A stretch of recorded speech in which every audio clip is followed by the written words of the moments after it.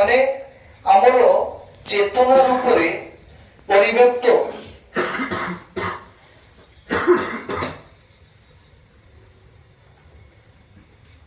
যে চেতনার উপরে পরিব্যক্ত আম ভিতরে যে চেতনা আছে সেই চেতনা রূপে পরম পিতা অছন্তি বলি আমি কথা কই পারছি।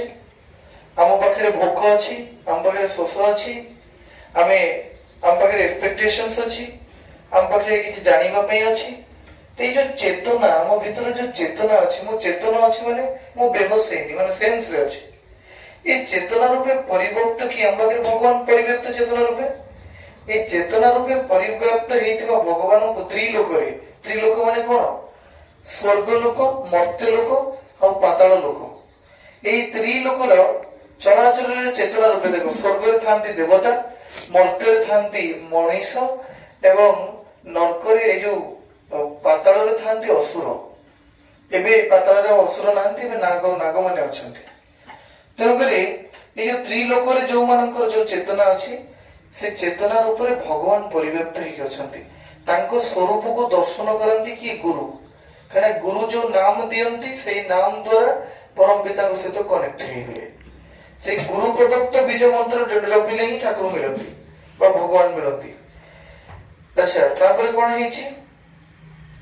ନ ଗୁରୁରଧିକଂ ତତ୍ତ୍ୱଂ ନ ଗୁରୁରଧିକଂ ତପଃ ତତ୍ତ୍ୱ ଜ୍ଞାନାତ୍ ପରଂ ନାସ୍ତି ତସ୍ମୈ ଶ୍ରୀ ଗୁରବେ ନମଃ। ନା ଗୁରୁଙ୍କ ଠାରୁ ଅଧିକ ତତ୍ତ୍ୱ ନାହିଁ, ଗୁରୁଙ୍କ ଠାରୁ ଅଧିକ ତପସ୍ୟା ନାହିଁ, ତତ୍ତ୍ୱ ଜ୍ଞାନର ପରେ କିଛି ନାହିଁ। ତାର ପ୍ରଦାତା ଶ୍ରୀ ଗୁରୁଙ୍କୁ ପ୍ରଣାମ କରେ। ଗୁରୁଙ୍କ ଠାରୁ ଅଧିକ କିଛି ତତ୍ତ୍ୱ ନାହିଁ। ଇଏ ଗୁରୁ ବନ୍ଦନାକୁ ବ୍ୟାସଦେବ ଲେଖିଥିଲେ, ବୁଝିପାରୁଛ? ଏ ଯୋଉ ଆଦି ଶଙ୍କରାଚାର୍ଯ୍ୟ ଲେଖିଥିଲେ। ତେଣୁକରି ଆଦି ଶଙ୍କରାଚାର୍ଯ୍ୟଙ୍କର ଏଇ ଗୁରୁ ବନ୍ଦନାରେ ସେ ଲେଖିଛନ୍ତି ଗୁରୁଙ୍କ ଠାରୁ ଅଧିକ ତତ୍ତ୍ୱ ନାହିଁ। ମାନେ ଯେତେ ତତ୍ତ୍ୱ ଖୋଜ ଯାହା ଖୋଜ ଗୁରୁଙ୍କ ଠାରୁ ଅଧିକ ନାହିଁ। ଗୁରୁଙ୍କ ଠାରୁ ଅଧିକ ତପସ୍ୟା ନାହିଁ। ଗୁରୁଙ୍କୁ ଭକ୍ତି କରିବା ଠାରୁ ଅଧିକ ତପସ୍ୟା କିଛି ନାହିଁ। ଆଉ ତତ୍ତ୍ୱ ଜ୍ଞାନ ଯୋଉଟା ତତ୍ତ୍ୱ କଥା କହୁଛ ସେ ତତ୍ତ୍ୱ ଜ୍ଞାନ ଉପରେ ବି ଆଉ କିଛି ଜ୍ଞାନ ନାହିଁ। ସେଇଥିପାଇଁ ସେଇ ଯୋଉ ତତ୍ତ୍ୱ ଜ୍ଞାନର ପ୍ରଦାତା ଶ୍ରୀ ଗୁରୁଙ୍କୁ ମୁଁ ପ୍ରଣାମ କରେ। ତତ୍ତ୍ୱ ଜ୍ଞାନକୁ ପ୍ରଦାନ କରନ୍ତି ଯୋଉ ଗୁରୁ, ସେଇ ଗୁରୁଙ୍କୁ ମୁଁ ପ୍ରଣାମ କରେ।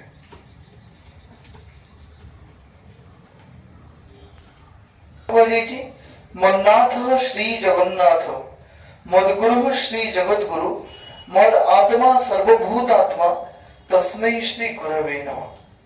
କହୁଛନ୍ତି ମୋର ନାଥ, ମୋର ନାଥ, ଜଗତର ନାଥ ବା ମୋର ଯିଏ ଭଗବାନ ସେ ସମସ୍ତଙ୍କର ଭଗବାନ। ତାପରେ ମଦଗୁରୁ ଶ୍ରୀ ଜଗତଗୁରୁ, ମୋର ଗୁରୁ ସେ ହଉଛନ୍ତି ଜଗତର ଗୁରୁ। କେବଳ ମୋର ଗୁରୁ ନୁହଁ, ସେ ଜଗତର ସମସ୍ତଙ୍କ ଗୁରୁ। କିଏ ତାଙ୍କୁ ଗ୍ରହଣ କରିଛି, କିଏ ତାଙ୍କୁ ମାନୁଛି, କିଏ ତାଙ୍କୁ ମାନୁନି, କିନ୍ତୁ ସେଇଟା ସୂର୍ଯ୍ୟ ଯେମିତି ସମସ୍ତଙ୍କ ପାଇଁ ସମାନ।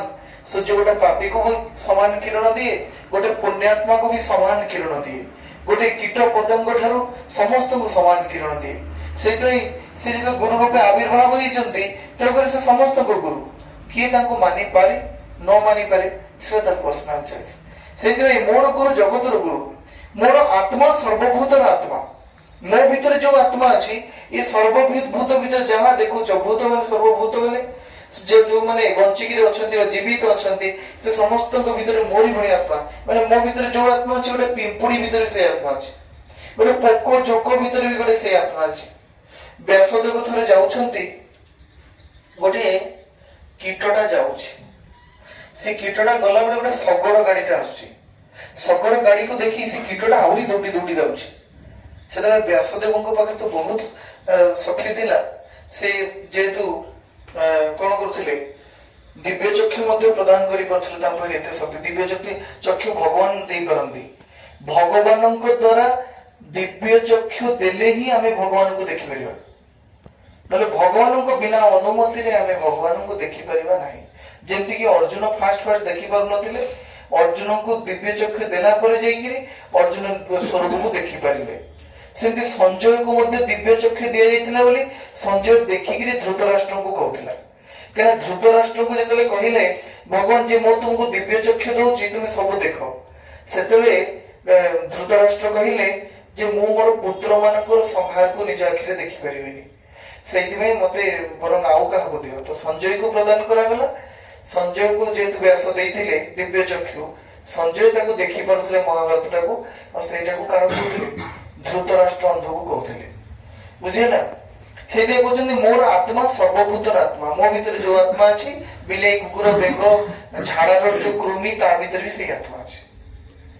ଏଇ ଜ୍ଞାନଦାତା ଶ୍ରୀ ଗୁରୁଙ୍କୁ ମୁଁ ପ୍ରଣାମ କରେ। ଏଇ ଜ୍ଞାନଟା ମୋ ଭିତରେ ଯୋଉ ଆସିଲା ଯେ ମୋର ଆତ୍ମା ସର୍ବଭୂତର ଆତ୍ମା, ମୋର ଗୁରୁ ଜଗତର ଗୁରୁ, ମୋର ପ୍ରଭୁ ଜଗତର ପ୍ରଭୁ, ଏଇ ଯୋଉ ଜିନିଷଟା ଆସିଲା, ମୋର ଯୋଉ ମନ୍ନାଥ, ମୋର ନାଥ ଶ୍ରୀ ଜଗନ୍ନାଥ, ମୋର ନାଥ ହଉଛନ୍ତି ଜଗତର ନାଥ। ଏଇ ଯୋଉ ଜ୍ଞାନଟା ଆସିଲା, ଏଇ ଜ୍ଞାନଟା ପ୍ରଦାନ କଲା ବାଲା ଗୁରୁଙ୍କୁ ମୁଁ ପ୍ରଣାମ କରେ। ତାପରେ ଦେଇଛି ଗୁରୁ ନାଦିର ନାଦିଶ୍ୟ ଗୁରୁ ପରମ ଦୈବତମ ଗୁରୁ ପରତରଂ ନାସ୍ତି ତସ୍ମୈ ଶ୍ରୀ ଗୁରବେ ନମଃ। ତାମାନେ ଗୁରୁ ହିଁ ଆଦି, ଗୁରୁ ହିଁ ଅନାଦି, ଗୁରୁ ହିଁ ପରମ ଦେବତା, ତାଙ୍କ ଅପେକ୍ଷା ଶ୍ରେଷ୍ଠ କେହି ନୁହେଁ। ସେଇ ଶ୍ରୀ ଗୁରୁଙ୍କୁ ମୁଁ ପ୍ରଣାମ କରେ। ତାପରେ କୁହାଯାଇଛି ବ୍ରହ୍ମାନନ୍ଦଂ ପରମ ସୁଖଦଂ କେବଳଂ ଜ୍ଞାନମୂର୍ତ୍ତିଂ ଦ୍ୱନ୍ଦ୍ୱାତୀତଂ ଗଗନ ସଦୃଶଂ ତତ୍ତ୍ୱମସ୍ୟାଦି ଲକ୍ଷ୍ୟଂ ଏକଂ ନିତ୍ୟଂ ବିମଳମଚଳଂ ସର୍ବଦେହି ସାକ୍ଷୀଭୂତଂ ଭବାତୀତଂ ତ୍ରିଗୁଣ ରହିତଂ ସଦ୍ଗୁରୁ ତ୍ୱାଂ ନମାମି। ମାନେ କୁହାଯାଇଛି ପରମ ସୁଖଦ ବ୍ରହ୍ମ ଜ୍ଞାନ ଦାତା, ପରମ ସୁଖଦ ଏବଂ ବ୍ରହ୍ମ ଜ୍ଞାନ ଦାତା କେବଳ ଗୁରୁ। ସେ ହଉଛନ୍ତି ଅଦ୍ୱିତୀୟ। ସେ ଅଦ୍ୱିତୀୟ ବା ସେ ଏକ ବା ସେ ଗୋଟେ କଥା କହୁନଥିଲେ, ବ୍ରହ୍ମ ଏକ, ଗୁରୁ ମଧ୍ୟ ସେ ଏକ ଆଉ ଅଦ୍ୱିତୀୟ। ସେ ଭିନ୍ନ ଭିନ୍ନ ରୂପରେ କୋଉଠି କୋଉଠି ଆସିକି ଜ୍ଞାନ ଦଉଛନ୍ତି, କିନ୍ତୁ ସେ ଏକ। ସେଇଥିପାଇଁ ଅଦ୍ୱିତୀୟ, ଜ୍ଞାନର ପ୍ରତିମୂର୍ତ୍ତି। ଗୁରୁ ହଉଛନ୍ତି ଜ୍ଞାନର ପ୍ରତିମୂର୍ତ୍ତି, ସର୍ବଦ୍ୱନ୍ଦ୍ୱର ଅତୀତ। ମୁଁ ଯେତେ ଜୀବନ ଧରିକି ଦ୍ୱନ୍ଦ୍ୱ ଭିତରେ ପଡି ରହିଛି, ଆଉ ମାନେ ଗୋଟେ ଦ୍ୱନ୍ଦ୍ୱ ମାନେ ଡାଉଟ, ଏ ଡାଉଟ ଭିତରେ ପଡି ରହିଛି, ଏ ସବୁ ଡାଉଟର ଅତୀତ ସିଏ। ଏ ସବୁ ଡାଉଟକୁ ସେ ଦେଖିଛନ୍ତି। ସେ ମୋର ଏଇ ଜନ୍ମରେ ସବୁ ଜନ୍ମର ଡାଉଟକୁ କ୍ଲିୟର କରିଦେଇ ପାରିବେ। ଏଥିରେ ସେ ସର୍ବଦ୍ୱନ୍ଦ୍ୱର ଅତୀତ, ଆକାଶ ସଦୃଶ। ସେ ହଉଛନ୍ତି ଆକାଶ ସଦୃଶ ବିଶାଳ। ତୁମେ ହିଁ ସେଇ ବୋଧ ଜାଗ୍ରତକାରୀ ଏକ, ବୋଧ ଜାଗ୍ରତକାରୀ ଏକ। ଏକ ମାନେ ଜାଣିପାରୁଛ ତ? ଏକ ବୋଧ ଜାଗ୍ରତକାରୀ ମାନେ ଆମ ଭିତରେ ଯୋଉ ବୋଧ ଚେତନା ଅଛି, ସେ ବୋଧ ଜାଗ୍ରତକାରୀ ଏକ, ଭଗବାନ ଏକ। ଯେ ସାଇ ସଚରିତ୍ରରେ ଲେଖା ହେଇଛି, ସେ କହିଛନ୍ତି ଅଲ୍ଲାହ ମାଲିକ ହେ। ଫାଷ୍ଟ କହିଲେ, ଯେତେବେଳେ ତାଙ୍କର ଫଲୋଅର୍ସ ସବୁ ବଢିଗଲେ, ସେ କହିଲେ ସବକା ମାଲିକ ଏକ। ତାମାନେ ତାର ଅର୍ଥ ବୁଝିପାରୁଛ, ସମସ୍ତଙ୍କର ମାଲିକ ଜଣେ। ସେ ଜଣକୁ ବୁଝ, ସେ ସବକା ମାଲିକ ଏକ। ତମେ ଦେଖିଥିବ ତାଙ୍କ ଭାବାଦର୍ଶରେ ସିଏ ମଧ୍ୟ ଆଙ୍ଗୁଳି ଦେଖେଇଛନ୍ତି ଉପରକୁ, ସବକା ମାଲିକ ଏକ। ଏଇ ଯୋଉ ଏକ, ସେଇ ଏକ କଥା ଏଠି କୁହାଯାଇଛି ଯେ ସେ ସର୍ବଦ୍ୱନ୍ଦ୍ୱର ଅତୀତ, ଆକାଶ ସଦୃଶ, ସେ ବୋଧ ଜାଗ୍ରତକାରୀ, ସେଇ ଏକ, ସେଇ ଏକ ଯାହାକୁ ଆମେ ଦ୍ୱିତୀୟ ତୃତୀୟ ଚତୁର୍ଥ ପଞ୍ଚମ ଷଷ୍ଠ ସପ୍ତମ କହିକିରି ଗୋଟେ ଧନ୍ଦା ଚଲେଇଛେ, କିନ୍ତୁ ସେଇ ଏକ ନିତ୍ୟ ବର୍ତ୍ତମାନ।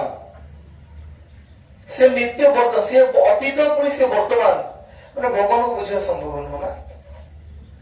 ବିମଳ, ବିମଳ ମାନେ ଜାଣିପାରୁଛ ତ, ମଳ ନାହିଁ ଯାହା ଭିତରେ, କୌଣସି ପ୍ରକାର ଅସନା ଯାହା ଭିତରେ ନାହିଁ, କୌଣସି ପ୍ରକାର ଭୁଲ ଯାହା ଭିତରେ ନାହିଁ, ସେ ପୁରା ନିର୍ମଳ। ସେ ହେଉଛନ୍ତି ବିମଳ ଏବଂ ଅଚଞ୍ଚଳ।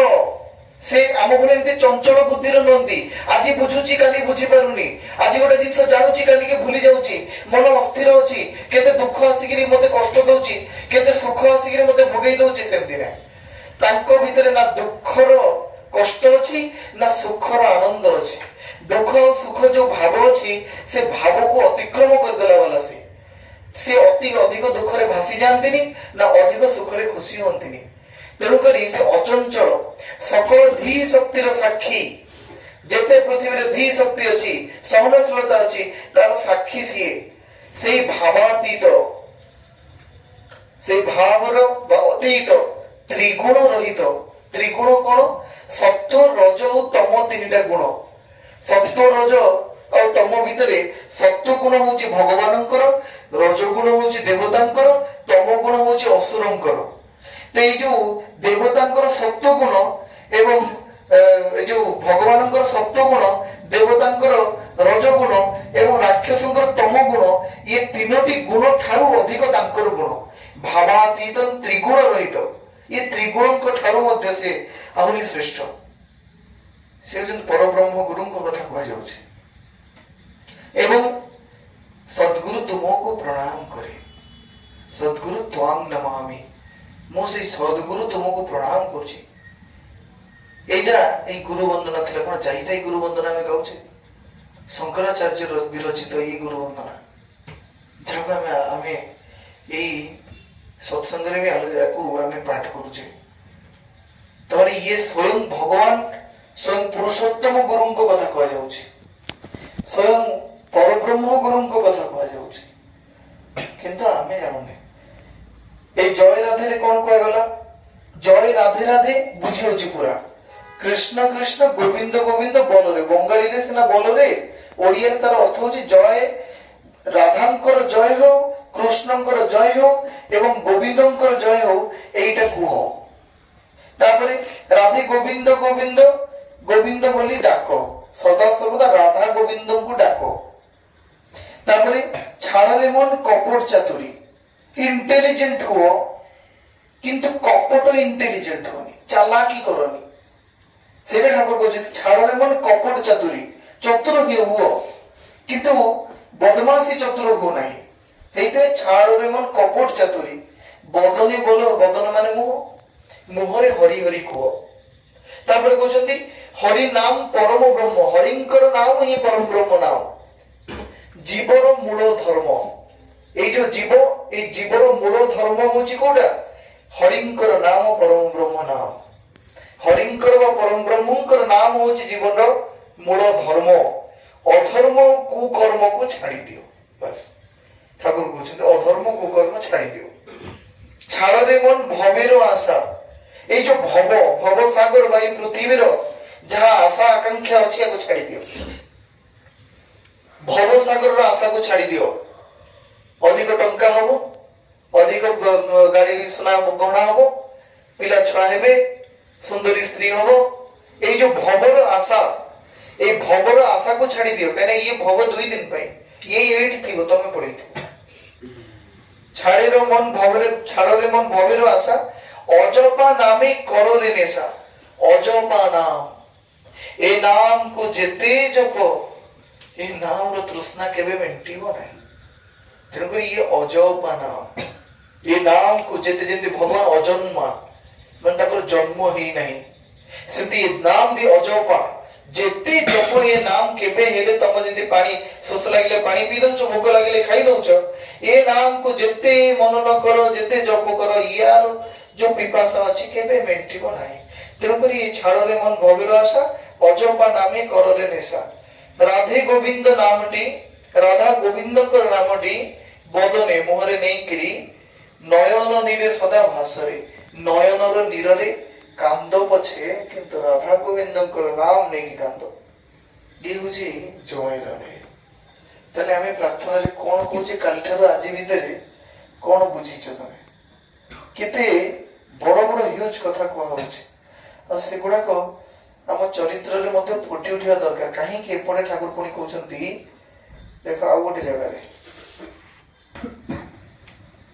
କେତେଟା ଠାକୁରଙ୍କର ଦିଆଯାଇଛି ପ୍ରାର୍ଥନା ବହିରେ, କେବେ ଖେଳିକି ଦେଖିଛ? ଏଇଟା ପେଜ 40, ଏ 40 ପେଜରେ କିଛି କଥା କୁହାଯାଇଛି, ଯାହାକୁ ଦେଖ। ଶ୍ରେଷ୍ଠ ଜନଙ୍କୁ କରିଲେ ପ୍ରଣାମ, ନିୟତ ମଠା ଲଗାଇ ପାଦେ, ନିଜର ଭଲ ହେଲେ ବି କିନ୍ତୁ ତାଙ୍କର ଆୟୁଷଟି, ଆୟୁର କ୍ଷୟଟି ସାଧେ। ମାନେ କୌଣସି ଶ୍ରେଷ୍ଠ ଲୋକଙ୍କୁ ଯଦି ନିୟତ ତାଙ୍କ ପାଦରେ ମୁଣ୍ଡ ଲଗେଇ ନମସ୍କାର କରୁଛ, ତମର ବହୁତ ମଙ୍ଗଳ ହେବ, କିନ୍ତୁ ତାଙ୍କର କ୍ଷତି ହବ। ସେଥିପାଇଁ କଣ କରିବ, ଶରୀରଟା ତୋର ଲମ୍ବା ଯେତେ, ସେତେ ଭୂଇଁ ଦେଇ ବାଦ, କରିଲେ ପ୍ରଣାମ ପାଇବ ପ୍ରାଣେ ଆନନ୍ଦ ପ୍ରସାଦ। ତ ଶରୀର ଯେତିକି ଲମ୍ବା ସେତିକି ଡିଷ୍ଟାନ୍ସରେ ନମସ୍କାର କରିବ। ବୁଝିପାରୁଛ ତ? ଶ୍ରେଷ୍ଠ ଜନ ପିତା ମାତାଙ୍କୁ କୁହାଇନି, ଏଇଟା ଗଲା।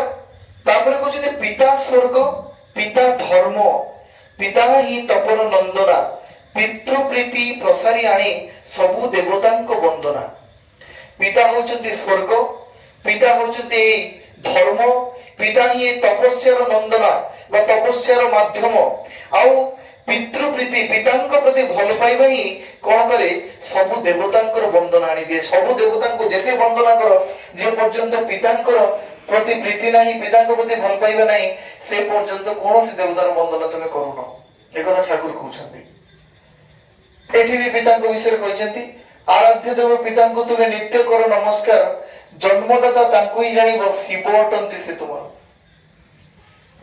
ତାପରେ କହୁଛନ୍ତି, ମାତା ପିତା ଶ୍ରେଷ୍ଠ ଜନେ ଶ୍ରଦ୍ଧା ଭକ୍ତି ଯାହାର ଖରା, ଇଷ୍ଟାନୁକ ନହେଲେ ତା ଆସିବ ନାହିଁ ସମ୍ବର୍ଦ୍ଧନା।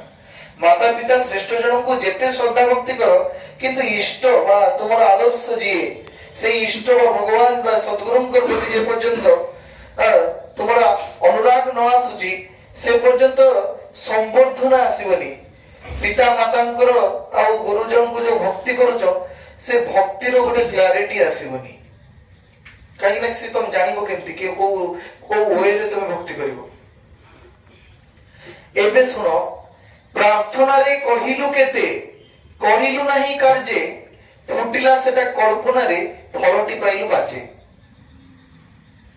ପ୍ରାର୍ଥନାରେ କେତେ କଥା କହିଲୁ, କିନ୍ତୁ କାର୍ଯ୍ୟରେ କରିଲୁ ନାହିଁ, ଏଟା କଳ୍ପନାରେ ଫୁଟିଲା। ଖାଲି ଗୋଟେ କଳ୍ପନା କରିକି କହିଲୁ, ଫଳଟି ବାଜେ କହିଲୁ।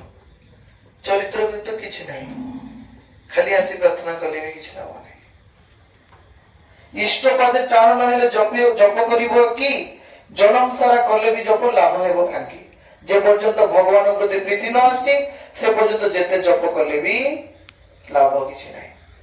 ଈଶ୍ୱରଙ୍କର ଡାକ ଆସିଛି, ତାଙ୍କର କାର୍ଯ୍ୟରେ ତୋର ସଙ୍ଗତି, ଯୋଗାଣ ଦେଇ ଧନ୍ୟ ହୋ ତୁ ହେଉ ଦଳିତ ଦୁର୍ଗତି।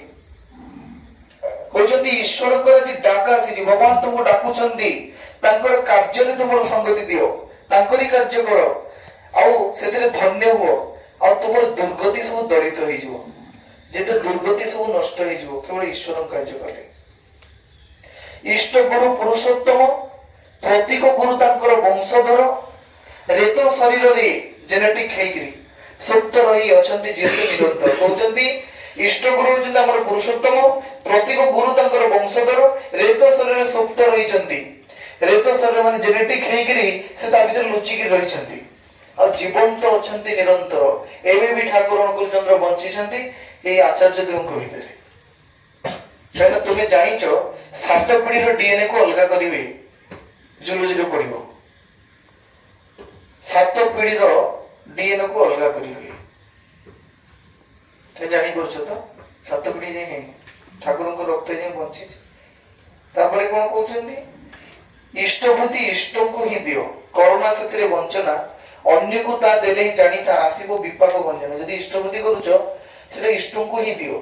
ଅଲଗା କାହାକୁ ଯଦି ସେ ଇଷ୍ଟଭୂତି ଟାକୁ ନେଇକି ଦେଇଦବ, ତାହେଲେ ସେଥିରେ କଣ ହବ, ତୁମର ବିପଦ ଆସିବ। ସବୁ ଦେବାକୁ ତୁ କରିଲୁ, ଗୁରୁ ପାଇବାକୁ ପରିତ୍ରାଣ, ଦେଲା ବେଳକୁ କିଛି ନାହିଁ, ନେବାକୁ ଲେଲିହାନ। ସବୁ ଦେବାକୁ ତୁ କରିଲୁ ଗୁରୁ, ସବୁ ଦବା ପାଇଁ ହିଁ ତୋର ଆତ୍ମା, ତୋର ମନ, ତୋର ପ୍ରାଣ, ତୋର ଐଶ୍ୱର୍ଯ୍ୟ, ତୋର ପାପ, ତୋର ତାପ, ସବୁ କିଛି ଗୁରୁକୁ ଦବା ପାଇଁ ଗୁରୁ ଗ୍ରହଣ କଲୁ, କିନ୍ତୁ ଗୁରୁକୁ ଦେଲା ବେଳକୁ କିଛି ଦେଲୁନି। ତାପରେ କଣ ହବ, ଖାଲି ନବା ପାଇଁ ଲେଲିହାନ, ନବା ପାଇଁ ଖାଲି ଲୋଭ, ନାହିଁ ସେଥିରେ କିଛି ମିଳିବ ନାହିଁ। ଯେ ଦେଇଛି ସେ ନେଇଛି, ଯେ ଦେଇଛି ସେ ପାଇଛି। ଠାକୁର କହିଲେ ମୁଁ ବ୍ରାହ୍ମଣର ଛୁଆ, ମତେ ଯିଏ 16 ଅଣା ଦିଏ, ତାକୁ ଯେ ମୁଁ କୋଉ ଉପାୟରେ କେତେ ଭାବରେ ସୁଝି ଦିଏ, ସେଟା ସେ ଜାଣିପାରେ ନା। ମାନେ ଠାକୁରଙ୍କୁ 16 ଅଣା ଦକ୍ଷିଣା ଯଦି ଦିଆଯାଏ, ସେ ଯୋଉ ଆମେ ଇଷ୍ଟଭୂତି ରୂପେ ଦଉଛେ, ସେ ତାକୁ କୋଉ ୱେରେ କେତେ କରିକିରି ଦିଅନ୍ତି ସେଟା ଆମେ ଜାଣିନି। ଦେଖିବ ସବୁ ପୂଜାରେ ଗୋଟେ ଦକ୍ଷିଣା ଦିଆଯାଏ, ଦେଖିଛ? ଲକ୍ଷ୍ମୀ ପୂଜା ହେଲେ ପାନ ଉପରେ ଦକ୍ଷିଣା, ଘରେ କୌଣସି ପୂଜା ହେଲେ ତା ଉପରେ ଦକ୍ଷିଣା। ଏଇ ଦକ୍ଷିଣାଟା ଯୋଉ ଅଛି, ଏଇଟାକୁ ଆମେ ସବୁଦିନ ଦଉଛେ ଇଷ୍ଟଭୂତି ମାଧ୍ୟମରେ। ସେ ତ ଗୋଟିଏ ଦିନ ପୂଜାରେ ଗୋଟିଏ ଦକ୍ଷିଣାଟିଏ ଦେଲେ। ବିନା ଦକ୍ଷିଣାରେ କୋଉ ପୂଜା ହୁଏନି। ବିନା ଦକ୍ଷିଣା ତମେ କୋଉ ପୂଜା କରିପାରିବ, କୋଉ ପୂଜା ତମେ କରିପାରିବନି ବିନା ଦକ୍ଷିଣାରେ। ସେଇ ଯୋଉ ଦକ୍ଷିଣଟା ସେଟା ଆମେ ଡେଲି ଦଉଛେ, ସେଇଟାର ନାଁ ହଉଛି ଇଷ୍ଟବୃତ୍ତି। ଏମିତି ବହୁତ ଜିନିଷ ଜାଣିବାର ଅଛି, ଆମେ ଧୀରେ ଧୀରେ ଜାଣିବା ଆଉ। ଛାଡ଼।